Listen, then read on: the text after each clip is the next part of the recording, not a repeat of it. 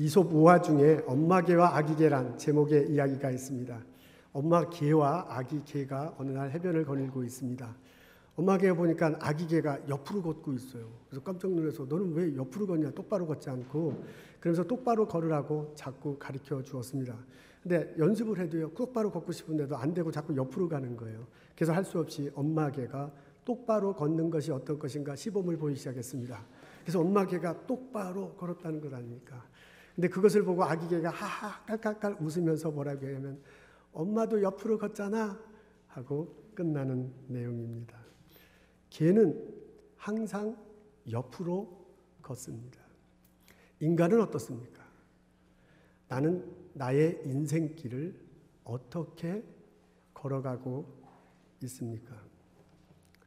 오늘 저희들은 로마서 12장 3절에 있는 말씀 읽었습니다. 로마서 12장을 여러 번 읽었는데요. 그래서 읽고 묵상할 때마다 이 3절의 말씀이 마음에 와닿기도 하고 걸리기도 하고 이게 도대체 무슨 뜻인가 하는 그런 의문을 많이 가졌습니다. 로마서 12장 3절에는 이렇게 나와 있습니다. 앞에 나와 있는데 우리 다 같이 한 목소리로 읽겠습니다. 마땅히 생각할 그 이상의 생각을 품지 말고 오직 하나님께서 각 사람에게 나누어 주신 믿음의 분량대로 지혜롭게 생각하라. 이 3절이 들어있는 문단은요, 우리 모두가 예수 안에서 한 형제다, 한 형제자매다. 그리고 예수님 안에서 한 공동체인데 각자의 은사가 있고 해야 할 역할이 있다라는 그런 내용입니다. 그런 내용 안에 3절이 들어져 있습니다. 근데 이 3절이 들어져 있는 문단 앞부분에, 다시 말해서 로마서 앞부분에 보면 믿음으로 어떻게 구원을 얻는가라는 내용들이 쫙 이렇게 나와 있습니다. 그리고 이 3절이 들어있는 문단 뒷부분, 다시 말해서 로마서 뒷부분에 보면은 어떻게 우리가 그 믿음을 가지고 살아야 할지를 말하는 것이 적혀져 있습니다. 그러니까 이런 3절은요, 믿음과 생활, 그러니까 믿음과 생활을 조절하는 그 중간에 있는 교회 공동체, 그 안에 있는 사람이 어떻게 교회 생활하고 그 사람이 어떻게 신앙생활을 하는가 그런 흐름 아래 이 3절이 있는 것을 알 수 있습니다. 여러분, 이 3절은 한 문장으로 되어 있는데 한 문장 안에 세 개의 단어 하나가 세 번 계속 나옵니다. 그게 뭐냐면 생각하라라는 그런 단어입니다. 그러니까 이 문장은 생각하라라는 단어를 가지고 풀어보는 것이 현명할 듯합니다. 이 문장 안에 생각하라라고 그랬는데 그 생각하는 목적어도 나와 있습니다. 그 대상이 나와 있는데 그 대상이 누구냐면 자기 자신입니다. 한국말로는 이 대상이 목적어가 나와 있지 않습니다. 그냥 생각하라만 나와 있습니다. 근데 영어로 보면 목적어가 분명히 나와 있습니다. 영어로 보면요, think of yourself 그랬습니다. yourself, 너 자신을 생각하는 거예요. 생각하는데 그냥 생각하는 게 아니라 나 자신을 생각하는 것입니다. 나 자신에 대해서 생각하는데요, 마땅히 생각할 것 이상을 생각하지 말아야 해요. 나 자신에 대해서 생각하는데요, 너 자신을 좀 지혜롭게 생각하라 라고 그렇게 말하는 것입니다. 여러분, 여기에 보면은 이 문장의 전체적인 흐름은요, 앞부분에는 하지 말고 라고 되어 있고요, 뒷부분은 하고 이렇게 되어 있습니다. 우리 앞에 나와 있는 검은 줄에 해당하는 것은 하지 말고예요. 뒷줄에 빨간 줄에 해당하는 것은 하고 이렇게 되어 하지 말고 이것을 하라라는 식으로 되어 있습니다. 이 문장 안에 있는 흐름, 이 흐름을 살펴가지고 문종 부자를 살펴보면 이렇습니다. 문장 앞부분에는요, 마땅히 생각할 그 이상의 생각을 품지 말래. 그 말은 뭐냐면 마땅히 생각할 것만 생각하라는 겁니다. 아직 아닌데요. 좀 더 앞이면 좋겠어요. 마땅히 생각할 것만 생각하라는 겁니다. 그러니까 마땅히 생각할 그 이상의 생각을 품지 말고 여기에 기본 개념은 뭐냐면 마땅히 생각하라는 거예요. 마땅히 생각하는데 마땅히 생각할 것보다 더 확대해가지고요, 더 그 이상을 생각하는 사람도 있는데 그러면 안 된다 그 얘기입니다. 그러니까 기본 개념은 마땅히 생각하는 겁니다. 그 다음에 빨간 줄에 해당하는 것은요, 오직 하나님께서 각 사람에게 나눠주신 믿음의 분량대로 지혜롭게 생각하라요. 여기에 기본 개념은 지혜롭게 생각하는 거예요. 너 자신을 생각하는데 지혜롭게 생각해. 근데 그 너 자신이 어떤 자신이냐, 어떻게 자신이냐면 믿음의 분량대로 너 자신을 해야 하는데, 근데 그 믿음을 누가 준 거냐면 하나님께서 주신 거다라고 그렇게 말하고 있습니다. 그러니까 기본 개념은요, 너 자신을 생각하는 거야. 어떻게 해서 나 자신을 지혜롭게 생각할 것인가를 확대하다 보면 이렇게 근원을 찾아가다 보면 확대되는 것을 알 수 있습니다. 이렇게 문장 구조를 파악하고요. 그 다음 정돈해 보면 다음과 같습니다. 여러분이 보시기에 빨간 줄 있는 것, 거기가 하라는 거예요. 여러분이 보시기에 검정으로 되어 있는 것, 그게 하지 말라는 것입니다. yourself, 너 자신을 생각해. 이게 본문의 흐름 안에서는 교회 안에서 너 자신이지만요. 로마서 전체로 보면 삶 안에서 너 자신이야. 너 자신을 생각하는데 그 너 자신을 어떻게 생각하냐면 마땅히 생각하고 이상으로 생각하지 말고 지혜롭게 생각하라, 믿음의 분량대로 생각하라 라고 우리들에게 권면해 주는 것을 볼 수 있습니다. 이렇게 놓고 보면 이 두 개가 상당히 대조적이잖아요. 그러니까 하지 말고를 놔두고 하라는 것만을 가지고 시작하면 이 문장을 더 파헤쳐 들어갈 수 있을 것 같습니다. 하라는 것을 보면 여러분이 보기에 빨간 것에 더해 보면요. 나 자신이 있고 믿음이 있고 하나님이 등장해요. 지혜롭게 나 자신을 생각해요. 그 지혜롭게 나 자신을 생각하는 게 어떻게 하면 믿음의 분량대로 생각하는 게 지혜롭게 생각하는 거예요. 근데 그 믿음을 누가 줬냐? 하나님이 주셨다. 지금 바울이 그렇게 얘기하고 있습니다. 나 자신을 그렇게 생각하라. 지혜롭게 생각하라. 믿음의 분량대로 생각하라. 그거 하나님께서 주셨다고 나 자신을 생각하래요. 그러니까 나 자신이 하나님과의 믿음 안에서 나 자신이에요. 내가 하나님을 믿음으로요. 하나님과 나와의 관계 안에서 나 자신이야. 그 관계 안에서 나 자신을 생각하는 것이 지혜로운 거다. 믿음의 분량대로 생각하는 거다. 라고 그렇게 말해 줍니다. 여러분을 보시기에 검은 쪽은요. 여러분 보시기에 왼쪽은요. 여러분에게 왼쪽에는 하나님이 없습니다. 거기에는 나 자신이 스스로 생각해. 어떤 거에는 나 자신만 생각하다가요. 이것이 발전돼 가고 나 자신보다 막 더 높게 생각해. 그런 나가 있어요. 그러면 곤란하대요. 그러면 곤란하다. 너 자신을 하나님과에 대한 믿음, 하나님과의 관계 안에서 생각하라 그 말입니다. 여러분 지혜스러운이라고 표현되었는데 이게 영어로 보니까 with sober judgment. 그래서 judgment 판단하는데 sober가 말 그대로는 술 취하지 않고 맨정신으로 술 취해가지고 막 이런 게 아니라요. 맨정신으로 제정신 차리고 판단하는 게 그게 바로 지혜스러운 거다라고 그렇게 말해주고 있습니다. 세 번역에 보니까 분수에 맞게라고 해요. 그러니까 이런 것들을 서로 살펴보자면 바울이 얘기하는 게 이거야. 나 자신을 지혜롭게 생각해야 돼. 나 자신을 분수에 맞게 생각해야 돼. 나 자신을 마땅하게 생각하면 고되더라도 나 자신을 생각해야 된다라고 그렇게 말해주고 있습니다. 여러분 이 말씀이 오늘 예배 참석한 나에게 오늘 우리 다 같이 공동으로 함께 찬양 드리고 예배 드리는데 나에게 똑똑히 내 영혼 속에 분명하게 들리기를 원합니다. 내 정체성의 가장 밑바탕은요. 하나님에 대한 믿음, 하나님과의 관계가 자리 잡고 있어야 됩니다. 그것이 내 정체성이에요. 나의 삶의 에너지의 근원이 되고요. 내가 하는 삶의 모든 행동의 가장 핵심이 돼야 돼요. 요거에 덧입혀서 내 가족이 있을 수 있습니다. 이거에 덧입혀서 내 주변에 내 친구들이 있고요. 내 동료들이 있고요. 내 민족들과의 관계가 덧입혀질 수 있습니다. 내가 살아가면서 그 사람들과 관계를 맺고 그 사람들 사이에 역할이 생깁니다. 내가 어떤 일을 하든지 그것의 성취도가 나타날 것입니다. 평가가 들려질 것입니다. 내 만족도도 스며들 것입니다. 이런 것들이요 나를 형성하는데 굉장히 소중해. 누가 나를 평가하는 게 내가 나를 형성하는데 얼마나 소중해요. 내가 하는 일의 퍼포먼스가 탁월한 것이 훨씬 좋지. 내가 하는 일이 비리비리한 건 그거 좋은 사람이 어디 있어? 아무도 없어. 그러니까 내가 하는 일, 남들에 대한 평가 이런 것도 나의 정체성을 구성하고요. 내 삶의 에너지를 주고요. 내가 어떻게 살아가는 거에 대한 엄청난 영향을 줘. 그거 부인할 사람 아무도 없어요. 근데 그것의 핵심, 그것이 혹시 없어지더라도 남아있어야 할 반드시 가장 안에 있는 것이 뭐냐? 하나님에 대한 믿음이다. 하나님과의 관계입니다. 하나님과의 관계 안에서 나를 보는 것, 그 안에서 나의 정체성을 찾는 것, 그 안에서 삶의 에너지를 찾는 것, 그 안에서 삶의 방향을 찾는 것, 그게 바로 지혜스러운 거다. 그게 바로 인간의 분수에 맞게 사는 거다. 그게 바로 술 취하지 않고 맨정신에 상하는 거다. 그게 바로 마땅한 생각이다 라고 우리들에게 말해주고 있습니다. 나는 포도나무에 너무는 가지라 그랬습니다. 저가 내 안에 있으면 내가 저 안에 있으면 이 사람은 많은 열매를 맺는다고 그랬습니다. 하나님 안에서 나의 정체성을 찾아야 합니다. 하나님 안에서 에너지의 근원을 발견해야 됩니다. 하나님 안에서 세상에 열매를 맺어야 할 것입니다. 그때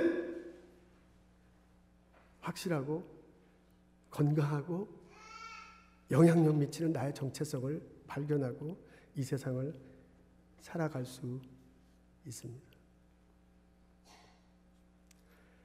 여러분, 내가 하나님 안에서 관계를 맺고 하나님 안에서 나의 정체성을 찾아가면, 하나님 안에서 에너지를 찾고요, 하나님 안에서 나의 삶의 열매를 구하고자 하면 깨달아지는 것이 있습니다. 세 가지가 있는데, 첫 번째는 뭐냐면 내가 하나님 안에서 구원받은 사람이다 라는 것을 깨달을 수 있습니다. 예수님이 십자가 다시고 부활하셨다, 하늘나라로 승천하셨다, 이게 역사적 사실이라고 성경에서 말하고요, 수많은 기독교인들이 그걸 사실이라고 말하고 있습니다. 내 죄가 용서된다, 내가 의롭게 된다, 내가 천국에 가서 영원히 살게 된다, 그게 예수님이 그런 한 사실의 의미라고 수많은 사람들이 고백하고 있습니다.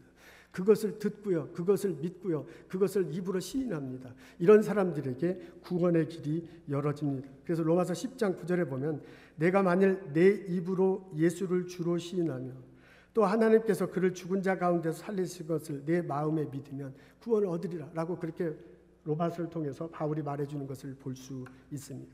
내가 하나님을 믿으면요, 내가 하나님과 안에서 정체성을 찾게 될 때 가장 먼저 찾게 된 것은 나는 구원받은 사람이다, 예수 그리스도의 피 흘리심으로 새롭게 됐다 라는 것을 고백하게 됩니다. 두 번째, 나는 하나님으로부터 지혜와 능력을 받는 자다 라는 것을 알게 됩니다. 우리가 예수님을 믿고 하나님 앞에 가면 그동안 알지 못했던 놀라운 사실을 알게 됩니다. 하나님께서 이 세상을 창조하셨다, 하나님께서 이 세상을 주관하신다 라는 것을 듣고요, 알고요, 고백하기 시작합니다. 태초에 하나님께서 이 세상을 창조하셨습니다. 6일째 이 세상을 만드시고요, 그리고 그 중간에 인간을 두었습니다. 그 중간에 나를 두셨습니다. 그리고 그분이요, 이 세상과 나의 삶을 운행하십니다. 나의 삶을 주관하십니다. 그래서 로마서 11장 36절에 보면 만물이 주에게서 나오고 주로 말미암고 주에게서 돌아간다라고 그렇게 고백하고 있습니다. 여러분, 그 하나님에는 능력이 있습니다. 이 세상 우리 인간이 가지고 있는 능력보다 월등하게 힘 있는 것입니다. 여러분, 그 하나님에게는 지혜가 있습니다. 이 세상 우리 인간이 생각할 수 있는 그 어떤 현명한 것보다 더 높은 것입니다. 여러분, 그 하나님에겐 지식이 있습니다. 이 세상 우리 모두가 컬렉트할 수 있는 모든 정보하고 비교할 수 없는 그런 지식이 그 안에 있습니다. 그래가지고요, 로마서 11장 3절에 깊도다 하나님의 지혜와 지식에 부여하며 그의 판단은 측량치 못할 것이며 그의 길은 찾지 못할 것이다 라고 그렇게 바울이 고백해요. 하나님은 그 놀라운 지혜를요, 하나님은 그 놀라운 능력을요, 하나님은 그 놀라운 지식을 우리들에게 나누어 주기를 원합니다. 하나님은 우리가 그것이 부족해서요, 그것이 체험을 얻기 위해서 예수님을 통해서 하나님께 나가면 그것을 공부할 때 우리에게 지혜를 주십니다. 우리에게 능력을 주십니다. 우리에게 지식을 허락합니다.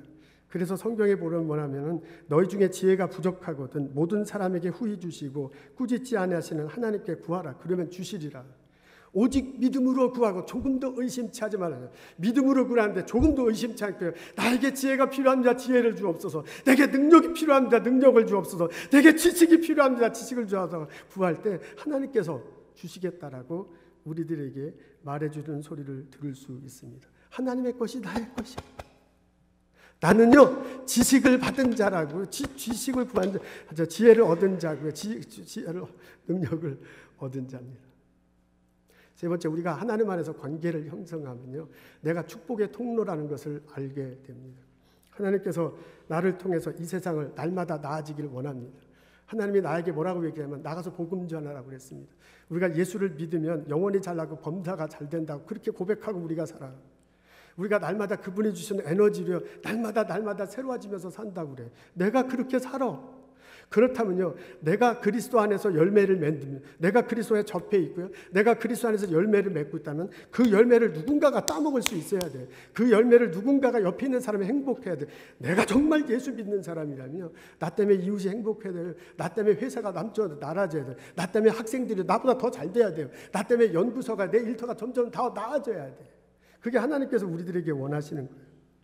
그래서 바울은 로마서 15장에 이렇게 얘기합니다. 15장에 보면 이방인과 열방의 사람들에게, 너희 열방의 사람들에게 믿을 것을 말하는 그런 내용입니다. 그런 흐름 안에서 바울이 이렇게 얘기합니다. 소망의 하나님이 모든 기쁨과 평강을 믿음 안에서 너희에게 충만케 하사 성령의 능력으로 소망이 넘치게 되시기를 원하노라. 그러면서 뭐라고 했냐면 열방들아 주의 백성들과 함께 즐거워할지어다 그랬습니다. 내가 정말 예수 믿는다. 내가 정말 예수님부터 지혜를 얻고 예수님부터 능력을 얻고 예수님의 지식과 함께 더불어 살아갔다면 그 지식이요 나를 통해서 다른 사람에게 전해져야 돼요. 그 지혜가 다른 사람에게 나누어져야 돼요. 그 능력을 통해서 다른 사람도 행복하게 살 수 있어야 돼요. 나는 축복의 통로입니다. 성경은요 우리가 예수님을 통해서 하나님 앞에 나가면 분명히 이 세 가지가 있을 거라고 얘기해요. 당신은 구원받은 사람입니다. 당신은 지혜와 능력과 지식을 받는 사람입니다. 당신은 축복의 통로가 될 것입니다. 이 고백이, 이 체험이 우리들에게 있기를 주님의 이름으로 축원합니다. 여러분 이런 유머 들어보셨습니까? 교회 청년, 남자 청년이 하나 있었습니다. 이 청년이 믿음도 좋고 교회 생활, 교회에서 봉사도 아주 많이 합니다. 그래서 목사님과 장로님들이 아주 좋아하는 친구입니다. 근데 이 친구한테 좀 걸리는 게 하나 있어요. 그게 뭐냐면 모자 쓰는 걸 아주 좋아해요. 교회 올 때 모자 쓰고 오는 것까지는 괜찮은데 예배 드릴 때도 모자를 쓰는 거예요. 그래서 예배 드릴 때는 좀 모자를 좀 벗었으면 좋겠는데 왜 자꾸 모자를 쓰는가. 그러다 어느 날 담임 목사님 얘기했어요. 박군 그 참 좋은데 예배 드릴 때는 좀 모자를 안 쓰면 안 되나? 왜 꼭 예배 드릴 때 모자를 써야 돼? 그랬더니요. 이 청년이 목사님한테 이렇게 물어보더랍니다. 목사님은 예배 드릴 때 왜 안경을 쓰십니까? 나야 눈이 나빠서 안경을 쓰지. 그때 그 친구가 한대로 소리가 저는 머리가 나빠서 모자를 씁니다.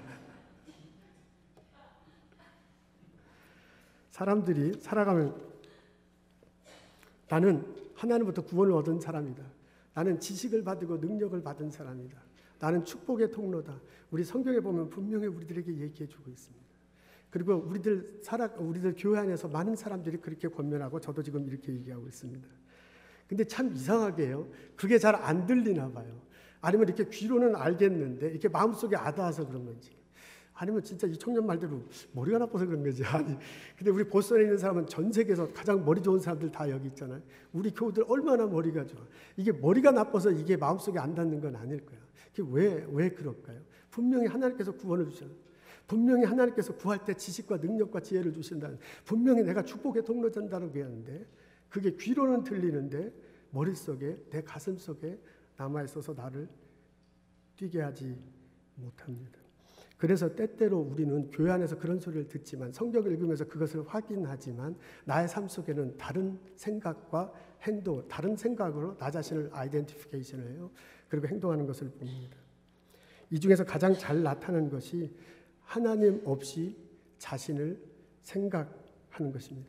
하나님과의 관계 안에서 나를 찾는 게 아니라요, 하나님 없이 나 자신을 찾는 거야. 교회 올 때는 하나님과 나와 있는 것 같아. 겉으로는 있어. 근데 속은 끊어져 있어요. 전기줄이 연결은 되어 있는데 이쪽에서 저쪽으로 전기가 안 가. 겉은 연결되어 있는데 속의 줄이 끊어졌어. 그것과 아주 비슷해요. 하나님 나 믿습니다. 하나님과 나의 관계 속에 삽니다. 라고 교회 안에서 얘기해. 그래서 내 실제 삶 속에서는요, 그 관계가 끊어진 것을 볼 수 있습니다. 하나님 관계 안에서 자신을 이해하고 삶을 펼쳐나가는 것이 지혜스러운 것이다. 그게 참 분수에 맞는 것이다. 그게 마땅한 것이다 라고 그렇게 얘기해도요, 그렇게 성경을 읽어도요, 내가 그것 없이 그 이상을 생각하는 것입니다. 이 세상에 나 혼자 스스로 존재해요. 생각하는 나, 그 생각할 때 나는 존재해. 나를 중심으로 가족과 이웃들을, 일터를, 동료들을 만들어가요. 그리고 그 관계를 이끌어가는 게 나야. 내가 내 식구를 이끌어가고요. 내가 내 동료들을 이게 주도적으로 살아가고요. 학교에서, 일터에서, 연구소에서 내 프로젝트니까 내가 다 하는 거야. 그렇게 우리는 살아가고 있습니다. 내가 가진 지혜로요, 내가 가진 지식으로요, 내가 가진 능력으로 이만큼 이 자리에 왔어. 그거 분명히 누구한테 뭐 이렇게 잘하긴 하지만 내가 가진 이것 때문에 앞으로 나는 이만큼 뻗어 나갈 것이에요. 그렇게 살아온 내가 자랑스러워. 그렇게 살아왔기 때문에 이만큼 업적이 있어. 그래서 그걸 다른 사람들에게 말하고 싶은 나, 그런 나가 보스턴에서 존재하는 나입니다. 하나님 없이 존재하는 나라, 그런 나가 바로 나예요. 바울이 이런 나에게 말하고 있어요. 하나님과 관계를 맺고 살아가야 된다. 하나님 믿음 안에서 당신의 아이덴티피케이션이 있어야 된다. 그것이 올바른 생각입니다. 그것이 지혜로운 것입니다. 그것이 분수에 맞는 것입니다. 그렇게 지혜롭게 생각하십시오 라고 바울이 권면하고 있습니다. 그리스 사람들이 즐겨하는 이야기 속에 이카루스라는 인물이 등장합니다. 어느 날 이카루스와 아버지가 미궁에 빠졌대요. 미궁은 미로가 많은 궁전이에요. 그 궁전에 들어가면 미로가 너무 많아가지고 어느 누구도 빠져나올 수 없는 거야. 근데 그 아버지가요, 목수였고 발명가였대요. 그래서 우리가 이렇게 걸어서는 못 나가지만 어떻게 하면 빠져나갈까 하고 궁리하다가 아이디어를 냈습니다. 날개 막 새 날개를 다 이렇게 모집하잖아요. 그 다음에 밀랍, 양초로 그래서 양쪽에 이렇게 날개를 붙였어요. 그래갖고 이카루스하고 그 아버지가 날개를 붙이고 요렇게 나가진 못해도 요렇게는 나갈 수 있으니까 하늘을 나서 날아가자 해요. 아들에게 얘기합니다. 근데 이렇게 주의할 게 있다. 너무 높이 날아가면 안 된다. 그러면 이 문제가 생길 수 있다. 너무 낮게 날아가도 안 된다. 그러면 이 바닷가에 묻는다. 그러니까 하늘과 중간에 향해서 날아가야 된다라고 그렇게 얘기했습니다. 드디어 아버지와 아들 이카루스가 날아가기 시작했습니다. 이카루스가 쫙 하늘을 뜨는데 와, 이거 기분 좋은 거야. 아무도 빠져나오도 못하는 미궁 속을 나오니까 얼마나 기분 좋아요. 그리고 하늘을 올라보니까 이게 너무나 잘 날리는 거야. 계속 올라가라 더 높이 올라가라 막 태양을 향해서 막 올라갔다는 거 아닙니까? 그때 태양빛에 의해서 밀랍이 녹아버렸대요. 날개가 떨어졌어요. 그 사람이 추락했어요. 바닷가에 떨어졌어요. 그리고 죽고 말았습니다. 인간의 욕망, 인간의 한계에 관한 메시지가 이 이야기 속에 담겨져 있다고 사람들은 해석합니다. 소크라테스가 그렇게 얘기했대요. 너 자신을 알라. 욕심 부리는 자신의 한계가 있는 나, 그런 자신을 들여다보는 것이 중요하다. 이게 힐랍 철학가들이 생각하는 생각의 핵심이래요. 여러분, 소크라테스가 말하는 그 신과요, 힐랍 사람들이 말하는 신과 우리 하나님과는 전혀 다른 분이에요. 유일신 우리가 믿는 하나님과는 이게 전혀 비교도 할 수 없는 것입니다. 그렇지만 신 앞에 서 있는 인간 이해에 관한 것들은 우리하고 유사한 점들이 있습니다. 당신의 한계를 알아라. 당신의 부족함을 인정하라. 이런 점에서는요, 하나님 앞에서는 우리들의 모습을 지적하는 것과 거의 유사합니다. 성경은 우리들에게 말해주고 있습니다. 여호와의 말씀에 내 생각은 너의 생각과 다르며 내 길은 너의 길과 달라서 하늘이 땅보다 높음 같이 내 길은 너의 길보다 높으며 내 생각은 너의 생각보다 높으리라 라고 말씀해주고 있습니다. 나를 보스턴에 살고 있고요, 오늘 하루도 숨쉬고 있고요, 오늘 하루도 주일을 맞이해서 교회에 온 나를 하나님과의 관계 안에서, 하나님에 대한 믿음 안에서 나를 이해해야 할 것입니다. 하나님 안에서 부족한 나 자신을, 하나님 앞에서 한계 있는 나 자신을 분명하게 똑똑하게 인식할 때 그것이 나를 올바르게, 그것이 나를 지혜롭게, 그것이 나를 현명하게 이해하고 삶을 이끌어갈 것입니다. 그래서 우리가 살아갈 때 부족함을 느낄 수 있습니다. 우리가 살아갈 때 좌절과 결정함을, 고통스러움을 느낄 수 있습니다. 그때 우리가 하나님께 나가서요, 그분께 나의 아픔을, 나의 어려움을 이야기할 수 있습니다. 하나님이 나의 기도를 들어주십니다. 하나님 내 모습을 보고 계십니다. 나의 부족함을 채워주시고요, 나의 부족함을 세워주시고요, 나를 통해서 성취시킵니다. 여러분, 그 과정 속에서 나를 찾을 수 있습니다. 그 과정 속에서 에너지를 찾을 수 있습니다. 그 과정 속에서 열매를 맺을 수 있습니다. 그 열매를 통해서 나의 일과 나의 학교와 내 일터가 새로워지는 역사를 체험할 수 있게 될 것입니다. 이 깨달음이, 이 고백이, 이 체험이 우리들 모두에게 있기를 주님의 이름으로 축원합니다. 아브라함은 믿음의 조상이라고 그렇게 말합니다. 로마서 4장 11절에 보면 아브라함은 우리 믿음의 조상이다 그렇게 얘기합니다. 그가 갈대아 우르의 식구들과 같이 있다가요, 하란을 지나서 가나안으로 옮겨왔습니다. 하나님께서 아브라함을 부르셨대요. 너는 너의 본토 친척 아비집을 떠나 내가 네게 지시할 땅으로 가라. 내가 너를 큰 민족을 이루고 네게 복을 주어 네 이름을 창대케 하리니 너는 복의 근원이 될지라. 가나안에 들어와서요, 아브라함에게 말해. 너는 눈을 들어서 땅을 보라. 산 위에 언덕에 올라갔고요. 다 땅을 보니까 이게 다 네 땅이 될 거고 너 자손이 여기 살 거예요. 어느 날에 있잖아 하늘을 보래요. 하늘에 수많은 별들인데 너 자손들이 이렇게 될 거라고 그렇게 이야기를 합니다. 어느 날 조카 롯이 이웃나라 사람들 잡혀갔잖아요. 잡혀갔다는 소리 듣고서 그냥 가소를 데리고 그냥 쫓아가서 그냥 그를 데려옵니다. 소돔과 고모라가 막 멸망하게 생겼어요. 그때 그것 때문에 마음이 아프잖아요. 그냥 막 마음에 뜨거움이 생겨.